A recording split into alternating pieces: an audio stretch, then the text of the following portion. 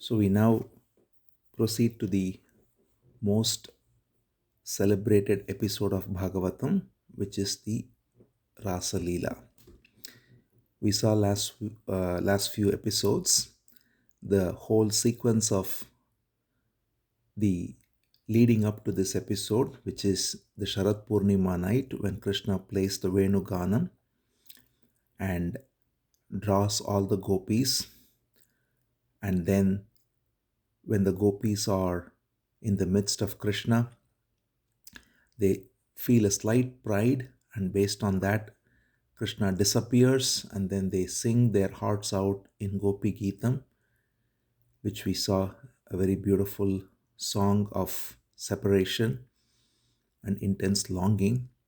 And after the Gopi Geetam, Krishna appears and tells the gopis of the greatness of their love and how it was only to enhance their mood of separation and thereby their longing and the ecstasy that comes on the reunion, that he disappeared for a while and now he is back. And now begins the most celebrated Rasa Lila. So Shuka Brahmam says, Tatra Arabhata Govindo Rasa Kridam Anuvritaihi. So Govinda thereby starts the Rasa Krida, which is the specific Leela that is described also in Bharata Shastra as a specific type of dance where normally men and women form a circle, alternating man and woman, and then they go around in a circle dancing. But here, of course, all the gopis are with Krishna, and Krishna is the only man, and therefore Krishna, by his yogic power, takes multiple forms, one for each gopi. So there is alternating gopi and Krishna forming a circle. It says here, Rasotsavaha sampravritto gopi mandala manditaha Yogeshwarena Krishnena tasam madhye dvayor dvayo. Madhye dvayor dvayo. Between every two gopis, there was Krishna. And that's the way the whole beautiful arrangement was. The symbolism here also is that the only source is Krishna, and everyone who comes forth, the whole universe, the entire divine energy that comes forth, which is Prakriti, the feminine energy, all has only one source, which is Krishna. And therefore the gopis represent the divine energy, all of them having their source as one masculine, which is the pure Purusha Krishna. So the circle is formed beautifully, alternating Gopi and Krishna, and they begin this beautiful dance called Rasa Lila, which is the most celebrated dance, and it has been depicted in so many artworks, so many sculptures, so many songs, dances, and so on. And that is described here beautifully by Shuka Brahman. There was the music generated by the very anklets and the bells that they were all wearing, and they were going around beautifully. Every gopi was in such ecstasy, being touched by Krishna, being next to Krishna, holding arms with Krishna, and they were going around in circle, and every gopi felt that Krishna was to herself because she did not have any other awareness except being one with Krishna, and every gopi had Krishna to herself, and Krishna thereby reciprocated the love of all the gopis. As we can recall, the previous winter, all the gopis went to Yamuna and for the whole month observed a vrita by dipping in the cold water early in the morning, wanting Krishna to be their consort.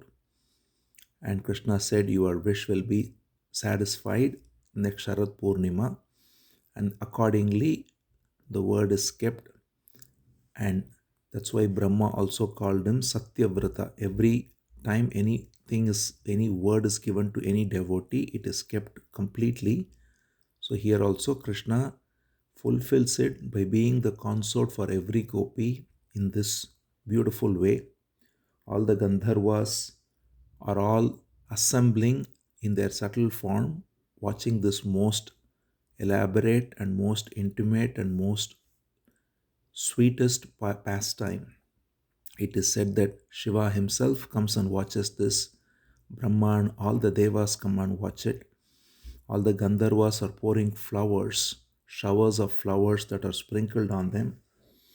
And there is the beautiful arrangement where it is looks as if there is gold and emerald alternating. So the gopis are golden in complexion and Krishna is emerald in complexion. So it says Madhye Maninam Haimana Maha Marakato Yatha. So Krishna is like Marakata and the gopis are like Hema. Hema means gold. So in this way, on this moonlit night, the golden complexion gopis and the dark bluish complexion Krishna, they are all arranged in this beautiful circle and they are dancing. And there is such beautiful smiles and such beautiful graceful movements. And every gopi is celebrating this moment with her own talent. One gopi sings very beautifully while they are dancing, and Krishna himself appreciates and says sadhu sadhu. It's very good that way. Another gopi maintains a rhythm in what's called Dhruvapada, which is now known as Dhrupad. And another gopi, after some time, she is tired and therefore she puts her arm on Krishna. They are all dancing very intensely, that there is sweat coming in their forehead, and they are very energetically, very passionately, beautifully dancing together. It is the pure passion of complete surrender. Not the worldly passion, but the pure passion of total surrender, where there is no other consciousness of any kind, only the presence of the divine is felt. It is the same intense mood of love which is seen in also the great songs of various devotees. And that's the exact mood here, the highest example set by this Rasa Lila. So one gopi after this dance is tired and she very beautifully with complete, that is to say with no thought about it, just rests on Krishna, and Krishna takes care of her, gives her what is necessary for her to feel refreshed. Another gopi takes his arm and puts it around her. So in this way, every gopi is having such natural and most beautiful engagement with Krishna. And it is said in this way, every gopi was going around and Krishna was playing with them. And here Shuka Brahmam says very beautifully, it is like a child is playing with his images in the mirror. Krishna is playing with all these gopis. He says, Reme Ramesho Bhir Yatha Arbakaha Swapratibimba Vibhramaha. It's a very beautiful verse because one of the most important things to recognize here is that this entire Leela is of the highest recognition of the oneness of the divine. So here Krishna is dancing with the gopis who are nothing but his own images, he says. Pratibimba, that is the very reflection. When a child plays with its own reflection, there is such sweetness in which the child plays with its own reflection. Here he says, Ramesho. Ramesho means Krishna. Rama's consort is Krishna.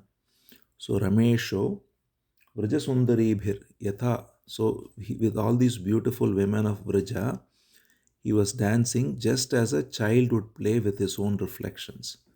So the most beautiful inner symbolism of this entire Rasa Leela dance is that the whole dance of the universe is an intimate expression of the one supreme being playing with himself. So the whole Rasa Leela only symbolizes that It is not to be seen on the material plane, but it is a pure expression of the highest spiritual truth, that it is the one supreme being who comes forth as many and who plays with himself in the most intimate way. So that's why Shukha Brahmam says, just as a child plays with his images, with his reflections, Krishna plays with these gopis. So we are all, in fact, every entity is a reflection or an image made in the same essence. And when we recognize this, then we play in this divine dance. So that's what the gopis, because they are fully surrendered, they do not have any sense of separation, individuality, and therefore they are engaging in this Rasa Lila dance. And this is the most intimate dance of the divine with its own energy. And that's why Shukha Brahmam says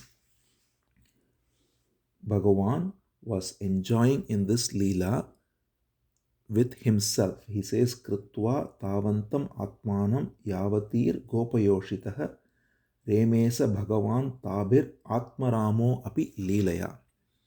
He says Krishna is Bhagavan Atmarama.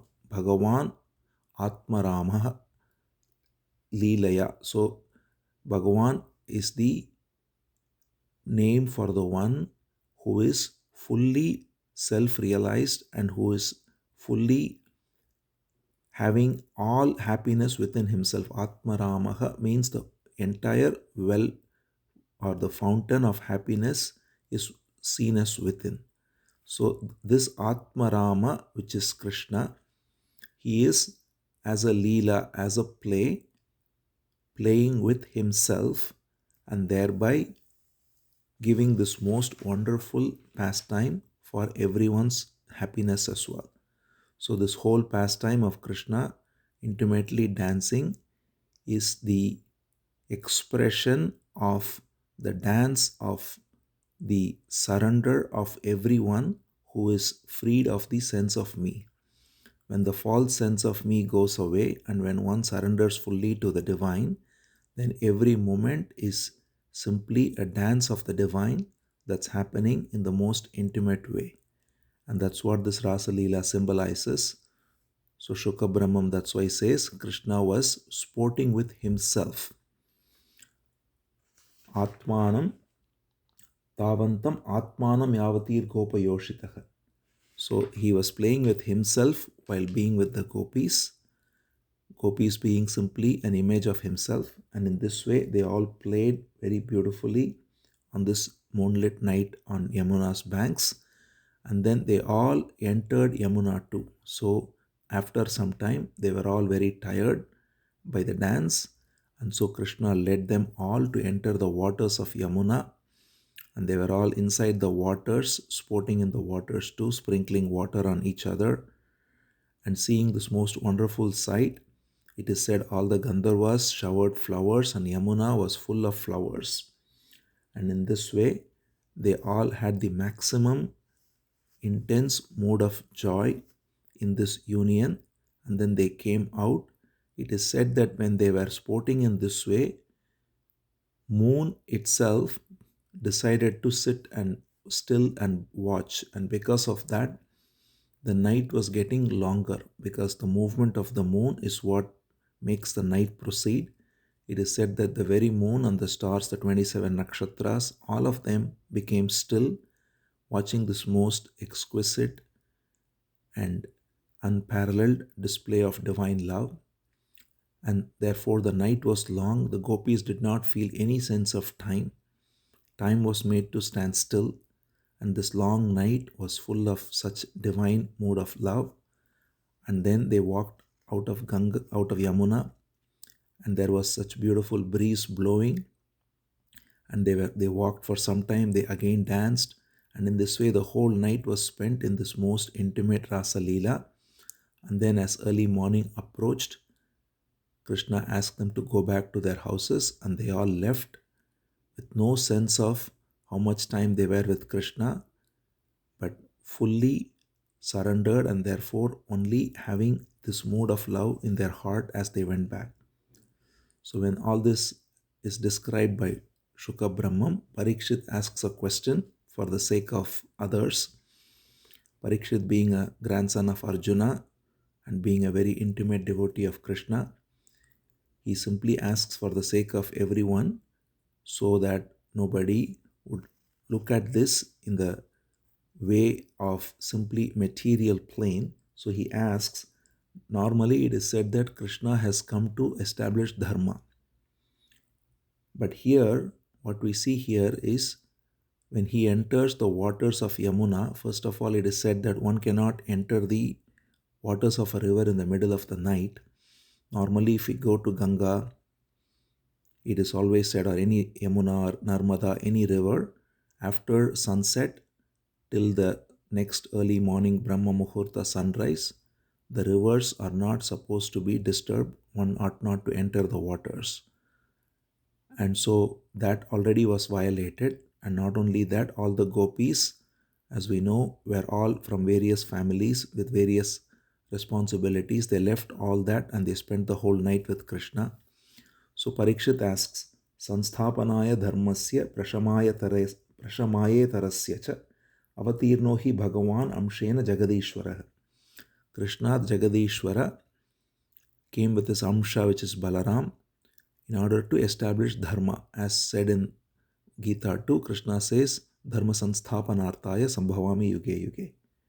Then he asks, Sakatam dharma setunam vakta kartabhi rakshita pratipam acharat brahman paradharabhir marshanam. So he says, how is it then that Krishna violated dharma in this way, apparently by entering the waters of Yamuna, and that too with women of different households?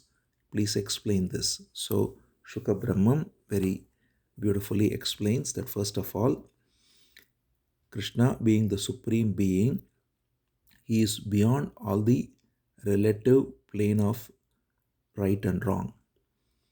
One ought not to imitate what Krishna does, just as one cannot imitate Shiva drinking poison, he says. When poison came out of the Samudra Manthan, Shiva drank the poison out of his supreme grace and thereby removed all the poison. So this example Shuka Brahmam beautifully gives and says, just as Shiva drank poison and nobody else can do it, what Krishna does with all these is not to be imitated. But the important point to recognize is that not just Krishna, even any sage, anyone who is free of the false sense of me, then responds spontaneously to what is in front of him and does not rather go by the normal injunctions of right and wrong. So that is why in Gita, Krishna says in the end too, Sarva dharman parityajya mamekam sharanam vraja. When one surrenders fully, then all other dharmas which are on the relative plane are not relevant to the one who is fully surrendered. That is why it is said, love, pure divine love, is the highest dharma. So when the sense of false separation, the me is there, then for the false sense of separation, there is dharma that is given as what is to be done, what is not to be done. And all these injunctions are necessary to regulate so that one can not be caught more and more in the false sense of me. But when this false sense of me is completely gone, Shuka Brahmam says, even a sage who is free of the false sense of me does not go by societal injunctions. We have seen many examples in Bhagavatam too of Avadhutas who simply lived spontaneously, not caring for what the normal societal injunctions are. And he says, how much more is it true of Krishna, who is the supreme being, who is descended only to bestow his grace. And therefore, he says, while the outer purpose of Krishna avatar is to establish dharma for normal mortals, the highest purpose is to bestow loving devotion, which is the true purpose of his avatar. And when one connects with this supreme love and surrender, then that is the highest dharma. And that's why the gopis were fully liberated simply by being with Krishna, and everyone in Vrindavan was liberated similarly by loving Krishna. In this way, Shuka Brahman describes the celebrated Rasa Lila and also the inner meaning of it, and Parikshit draws out, as always, what is necessary for all of posterity to know the true inner meaning of Rasa Lila as well as the highest place of divine love and surrender, which supersedes all other relative dharma. So that's the conclusion of the beautiful episode of Rasa Lila.